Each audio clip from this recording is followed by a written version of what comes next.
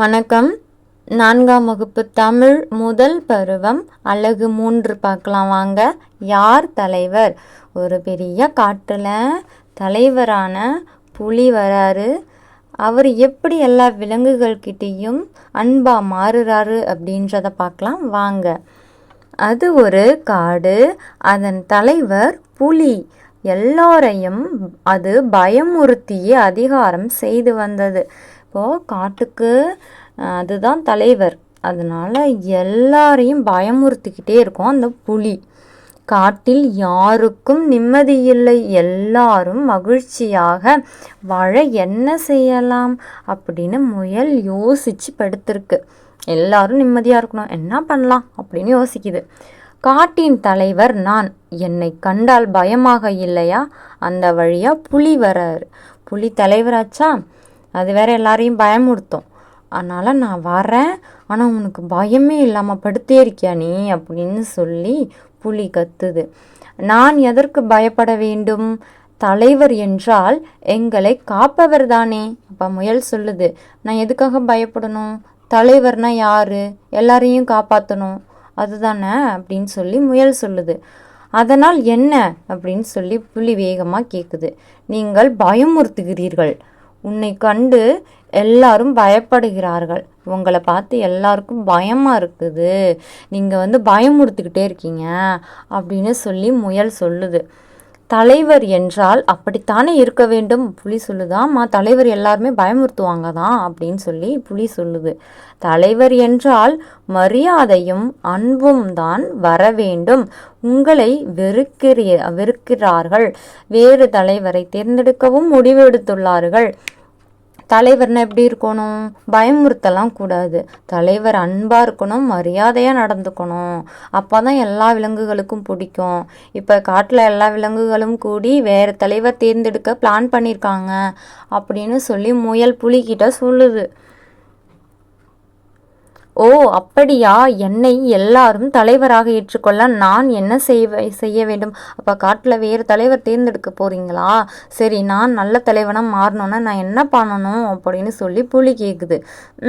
என்னை உங்கள் முதுகில் ஏற்றி செல்லுங்கள், பிறகு நடப்பதை பாருங்கள். சரி, நீங்கள் மட்டும் என்னை உங்கள் முதுகில் ஏற்றிட்டு போங்க, அதுக்கப்புறம் என்ன நடக்குதுன்னு பாருங்க அப்படின்னு சொல்லி முயல் சொல்லுது. பயப்படாதீர்கள், உங்கள் குறைகளை கேட்க வந்திருக்கிறேன். இப்போ புலி முயல் முதுகில் வச்சுக்கிட்டு நடக்குது, எல்லா விலங்குகள்கிட்டேயும் போகுது. அது எல்லாரையும் பயமுறுத்தி வச்சுருக்கா. புலி பார்த்ததும் எல்லா விலங்குகளும் பயந்து ஓடுறாங்க. பயப்படாதீங்க, நான் உங்ககிட்ட என்ன குறை இருக்குது அப்படின்னு சொல்லி கேட்க வந்திருக்கேன்னு புலி சொல்லுது. இது என்ன மாற்றம்? நம்ப முடியவில்லையே. முயல் சிரித்து கொண்டு மகிழ்ச்சியாக வருகிறதே. இது என்ன மாற்றமாக இருக்குது? முயலும் சிரிச்சுக்கிட்டே வருதே. மாறிட்டாரே தலைவர் அப்படின்னு எல்லா விலங்குகளும் நினைக்கிறாங்க.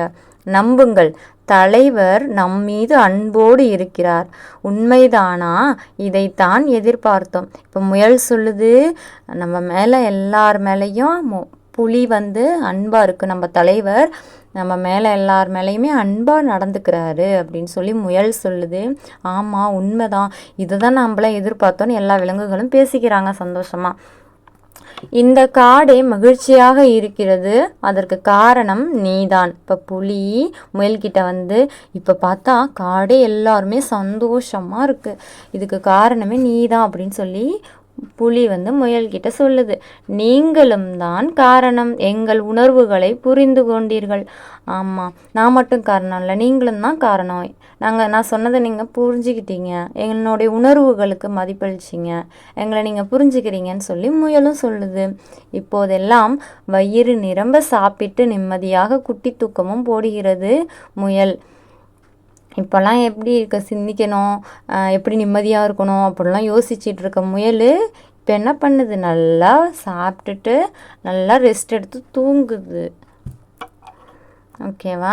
இந்த கதை எல்லாருக்கும் பிடிச்சிருக்கா? இந்த கதையை நீங்கள் உங்கள் சொந்த நடையில் சொல்லணும். உங்களுக்கு புரிஞ்சதை அப்படியே சொல்லுங்கள். காட்டின் தலைவருக்கு என்னென்ன பண்புகள் இருக்க வேண்டும்னு கேட்குறாங்க. என்னென்ன பண்புகள் இருக்க வேண்டும்? அன்பும் மரியாதையும் இருக்க வேண்டும். அடுத்து சரியான விடையை தெரிவு செய்து எழுதுவோமா பாருங்கள். குறை இச்சொல்லின் எதிர்ச்சொல் நிறை. இப்போதெல்லாம் இச்சொல்லை பிரித்து எழுத கிடைப்பது இப்போது கூட்டல் எல்லாம். முடிய கூட்டல் இல்லையே என்பதை சேர்த்து எழுத கிடைக்கும் சொல் முடியவில்லையே. தேர்ந்து கூட்டல் எடுக்க என்பதனை சேர்த்து எழுத கிடைக்கும் சொல் தேர்ந்தெடுக்க. அடுத்து பாருங்க, முயல் எதை பற்றி சிந்தித்தது? எல்லோரும் நிம்மதியாக வாழ என்ன செய்ய வேண்டும் என்று சிந்தித்தது. அடுத்தது, காட்டில் விலங்குகள் அனைத்தும் மகிழ்ச்சியாக இருக்க காரணம் என்ன? தலைவர் அன்போடும் மரியாதையோடும் இருந்ததால் விலங்குகள் அனைத்தும் மகிழ்ச்சியாக இருந்தன. அடுத்து பாருங்க, மொழியோடு விளையாடு பாருங்க. ஒலிப்பு முறைக்கு ஏற்ப சொற்களை நிரப்புக. மேலே பாக்ஸில் நிறைய வார்த்தைகள் கொடுத்துருக்காங்க இல்லையா? இந்த இல்லு, இழு, இல்லு இந்த சம்மந்தமாக 3 எழுத்து சொற்கள் கொடுத்துருக்குறாங்க. இதை கீழே இருக்கிற பாக்ஸில் பொருத்தவும் சொல்லியிருக்கிறாங்க. சரிங்களா? இப்போது நம்ம பொருத்தி பார்க்கலாமா? இப்போ இல்லு இல்லு எப்படி சொல்லணும்னா, மேல்வாய்ப்பல்ல வந்து லைட்டாக நாக்கு டச் பண்ணால் இல்லு வரும். இப்போ வால், அதுக்கப்புறம் என்னென்ன இருக்குன்னு எடுத்து எழுதிடுங்க. பால், அகல், சொல், மல்லி, பள்ளி. அடுத்தது பாருங்கள், இல்லு கொஞ்சம் அழுத்தி சொல்லணும். நாக்கு வந்து அன்னத்தில் நடுவில் டச் பண்ணணும். இப்போ வால், நாள், பள்ளி, வள்ளி, வெள்ளி, தோல். அடுத்தது இழு பாருங்கள், நாக்கை மடித்து இழுக்கணும். அதுதான் நல்லா உள்ளார அன்னத்தில் பகுதி உள்ளார டச் பண்ணணும். வாழ், பாழ், மகிழ், அகழ் அப்படின்னு எழுதுங்க. தமிழ், இதில் எழுதலை, அதை எழுதிக்கோங்க. தமிழ் இருக்குது அதில். தமிழ். ஓகே. யாழ், இன்னொன்று யாழ். அந்த 2 டேஷ்லேயும் யாழ் தமிழ்னு எழுதிக்கணும். சரியா? எது முன்னே எது பின்னே அகர வரிசைப்படுத்துக பாருங்கள். கீழே கொடுத்துட்டாங்க வேர்ட்ஸை. இதை அகர வரிசைப்படி எழுதுங்க. பாட்டு, பின்னல், புற்று, பூமி, பெட்டி, பை, பொறி, பவ்வம். அடுத்தது, குறிப்புகளை கொண்டு ஈரெழுத்து சொற்களை கண்டுபிடித்து எழுதணும். இப்போ இதில் இந்த சுழலும் சக்கரத்தில் கொடுத்துட்டாங்க. ஸோ வேர்ட்ஸை கண்டுபிடிச்சி எழுதலாமா? உலகம் என்பதன் வேறு சொல் என்ன? எல்லாமே இரு தான் முடியும். ஏன்னா சென்ட்ரல் என்ன எழுத்து இருக்குது? இரு இருக்குது. அதனால் இருல தான் முடியும். இப்போ உலகம்ன்றதுக்கு இன்னொரு பேர் என்ன? பார். திருவிழா என்றால் எது இருக்கும்? என்ன இருக்கும்? தேர் இருக்கும். எழுதிக்கோங்க. மக்கள் வாழும் இடம் ஊர். இது இல்லாமல் உயிர்கள் இல்லை. நீர். தயிரை கடைந்தால் கிடைப்பது என்ன? மோர். தாவரங்கள் மண்ணில் ஊன்றி நிற்க உதவுவது வேர். பூத்தொடுக்க பயன்படுவது என்ன? நார். சரிங்களா? அடுத்து படித்து காட்டுக. சொல்லை கேட்டு எழுதுக. எடுத்துக்கோங்க. நிம்மதி, காப்பவர், தலைவர், அதிகாரம், குறைகள், முதுகில், காரணம், இருக்கிறார், மரியாதையும், செல்லுங்கள், பயப்படாதீர்கள், ஏற்றுக்கொள்ள, வெறுக்கிறார்கள், தேர்ந்தெடுக்கவும் முடியவில்லையே. பொருத்தமான நிறுத்தற்குறியிட்டு எழுதுக பாருங்க. காட்டில் யாருக்கும் நிம்மதி இல்லை. இது ஃபுல் ஸ்டாப். அவ்வளோதான். எழுதி ஃபுல் ஸ்டாப் வைங்க. காட்டில் யாருக்கும் நிம்மதி இல்லை.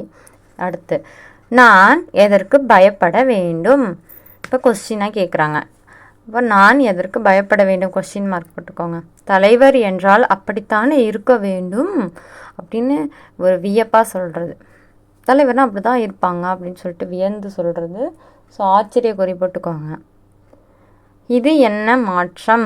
கொஸ்டின் மார்க் போட்டுக்கோங்க. உண்மைதானா? இதைத்தான் எதிர்பார்த்தோம். அப்போ உண்மைதானா? ஆச்சரிய குறி போட்டுக்கோங்க. இதைத்தான் எதிர்பார்த்தோம். கடைசியில் ஃபுல் ஸ்டாப் ஆகிடும். இப்போ 3rd லெசன் ஃபுல்லாக கம்ப்ளீட் பண்ணிட்டோம். ஸோ இந்த பாடம் உங்களுக்கு ஃபுல்லாக புரிஞ்சிருக்கும். ப்ளேலிஸ்ட்டில் லிங்க் கொடுக்குறேன், பாருங்கள். தேங்க்யூ ஃபார் வாட்சிங்.